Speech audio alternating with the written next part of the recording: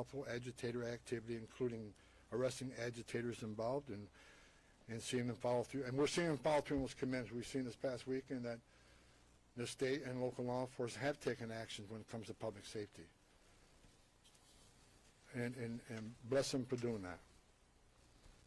Since I have been here, I've repeatedly emphasized that the unlawful and violent agitator activity is unacceptable and must wind down as a condition for further drawdown of law enforcement personnel. I cannot remove law enforcement personnel while violence poses serious risk to our officers. I will not leave my officers in that position. It is worth knowing that in all my meetings and discussions since I got here, I've not heard one federal, state, local law enforcement, or judicial official, nor any member of the business or faith communities that I met with, say that ICE is an illegitimate agency that doesn't have a real mission. Quite the opposite. All I've heard is the acknowledgement that federal immigration laws passed by Congress do exist, and ICE has a legitimate responsibility to enforce those laws. ICE is a legitimate federal law enforcement agency. We're not out scouring the streets to disappear people or deny people their civil rights or due process. In addition to taking public safety threats off the street, ICE here in this state have located 3,364 missing unaccompanied alien children. Children that the last administration lost and weren't even looking for. That's because of the leadership of President Trump, these children were located. As part of the de-escalation efforts, I have called on state and local officials these past few weeks to tone down the rhetoric and denounce unlawful activities being conducted by the agitators. We don't have to agree on everything, and we definitely do not. But we all agree that the lawlessness and chaos and disruption that is occurring on the street needs to end.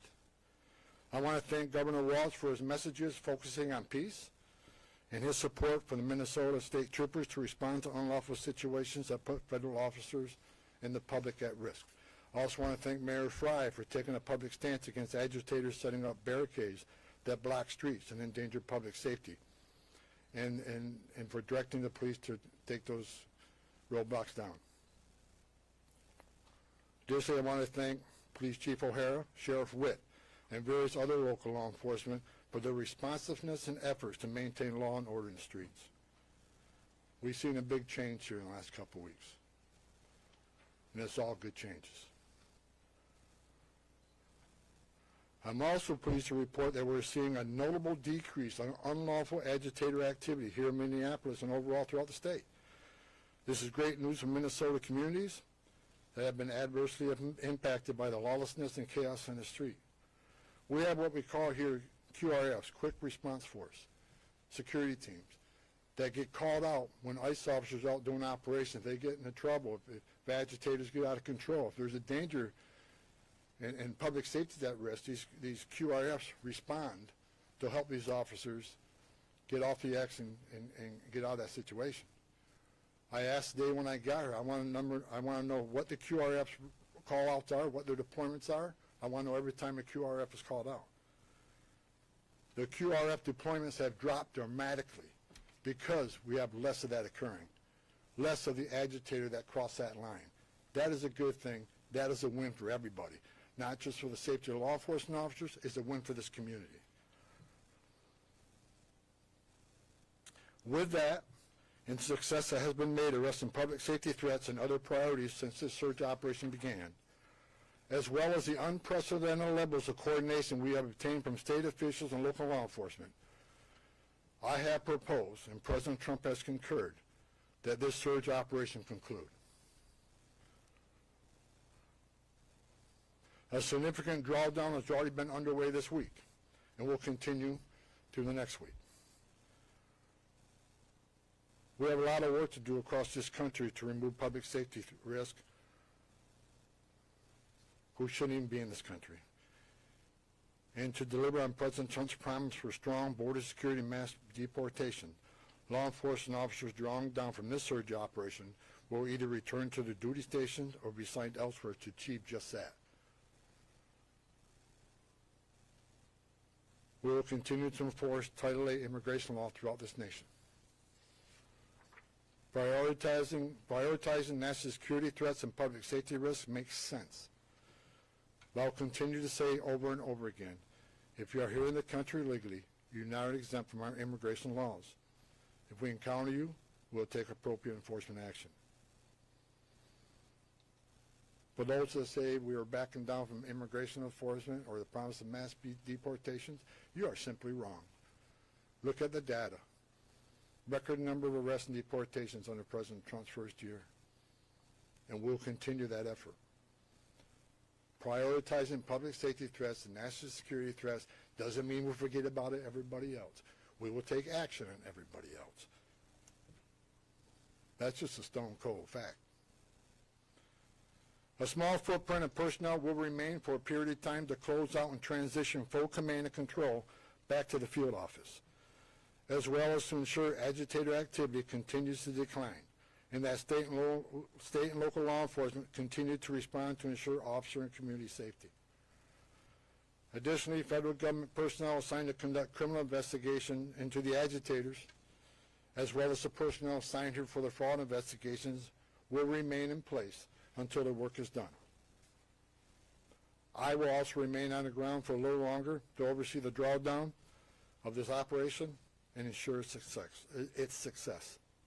In closing, I want to thank the leadership and senior management that I've worked with for your efforts into these issues, determine deficiencies and challenges, present solutions, and implement improvements that will benefit how operations are run and executed nationwide. God bless the men and women of ICE, men and women of the Border Patrol. Appreciate everything you've done for us. Also, with sincere gratitude, President Trump and I want to thank the men and women of ICE and CBP and partner agencies who have been assigned here during Operation Metro Surge. You achieved a great success for the Minnesota communities. Thank you to your families as well, because I know they sacrifice also. Thank you, President Trump, for your vision, as well as your support and confidence in these brave, dedicated patriots that work hard to deliver on your strong commitment to law and order, public safety, prosperity for American communities. Today we have the most secure border in American history. We are seeing record numbers of people being arrested and deported. Your promise to make America safe again is being played out every day on the streets of this country.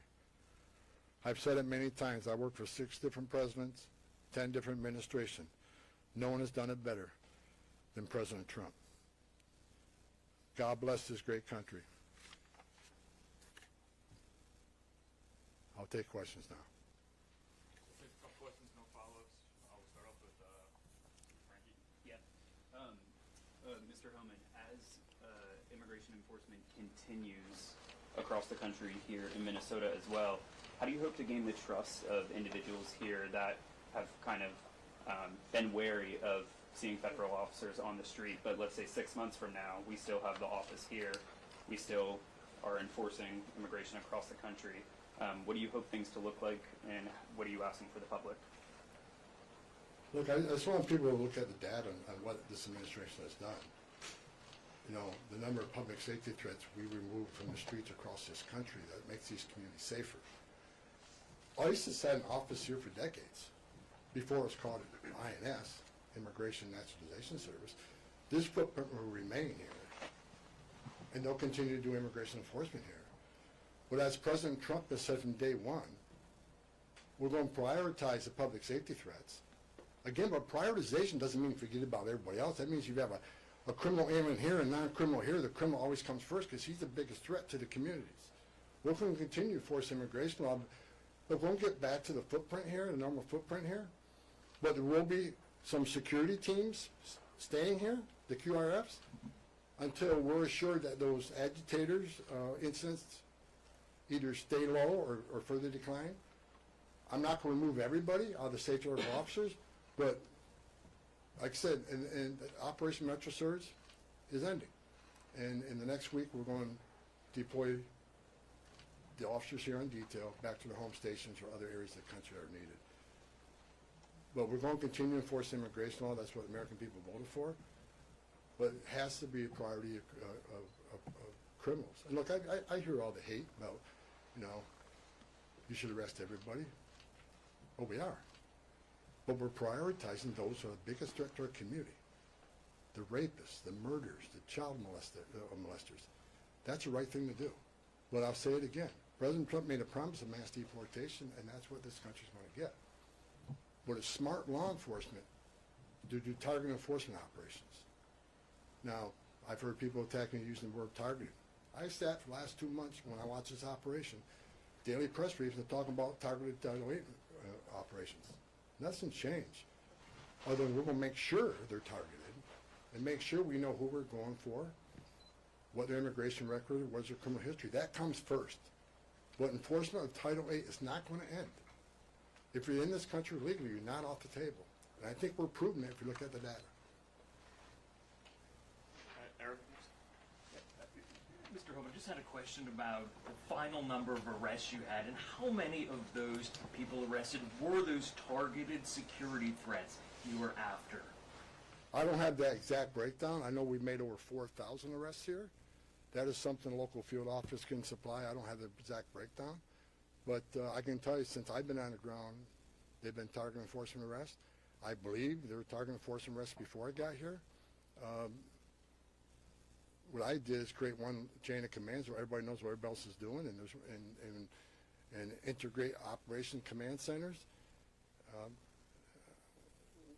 There were some issues here, and we addressed those issues. But I'm not going to sit here and say anybody did anything wrong, and that they were unprofessional. I'm going to say there's some issues here. We fixed those issues. We've had great success with this operation, and we're leaving Minnesota safer. The surge is leaving Minnesota safer, Minneapolis safer, because of the cooperation we got with the counties and the state and local law enforcement responding to our needs. I'll say it again.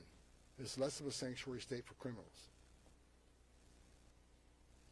Yeah, sorry to go a little off topic here, but can you confirm that CPD actually hit a party balloon instead of a drone with a laser during the incident in El Paso?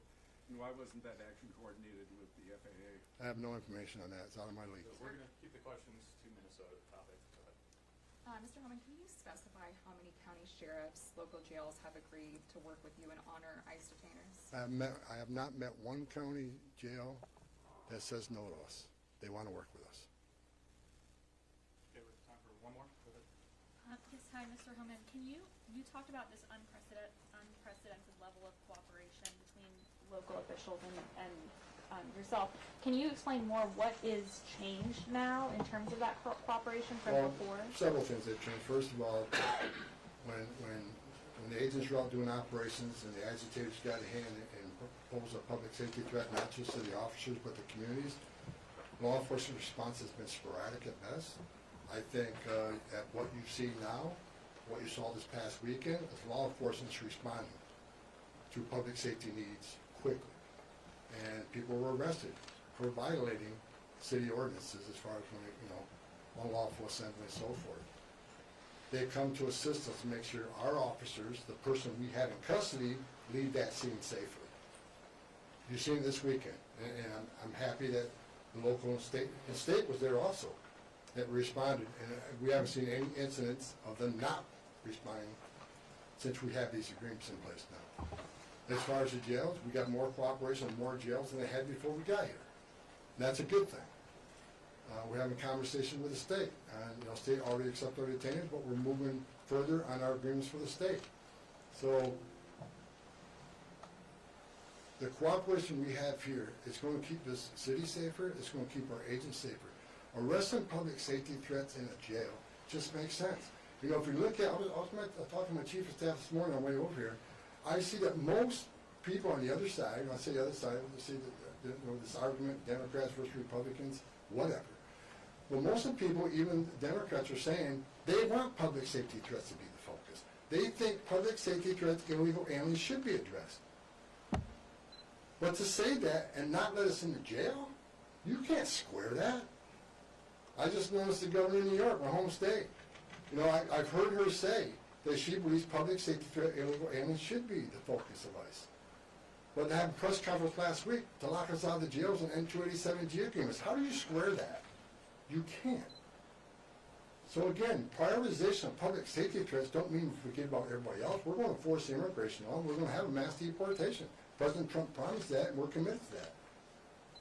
However, it shouldn't be a partisan issue that you arrest public safety threats in the safety and security of a jail. Releasing public safety threats back in the public is just stupid. And I've been arguing this for years. And I hope Congress takes action on sanctuary cities and sanctuary states. It makes sense. If you think about it, even the argument I hear, well, victims and witnesses of crime that are in the country illegally want to feel safe to come to law enforcement and to report those crimes without fearing that this law enforcement agency is working with ICE. That's a bunch of crap. Because victims and witnesses of crime don't want the bad guy released to the neighborhood either. It's ridiculous. We want access to the person that you chose, the local jurisdiction chose, to lock in a jail cell. And we have that cooperation here now. It's the right thing to do. It makes this community safer. This community is safer because we arrested 4,000 illegal aliens, and it's over 4,000 illegal aliens here. Many of them public safety threat. Not all of them. As I said, we're going to force immigration law, but this community is much safer because of President Trump's leadership and the men and women standing on this stage. Thank you. That's all the questions we're going to take right now.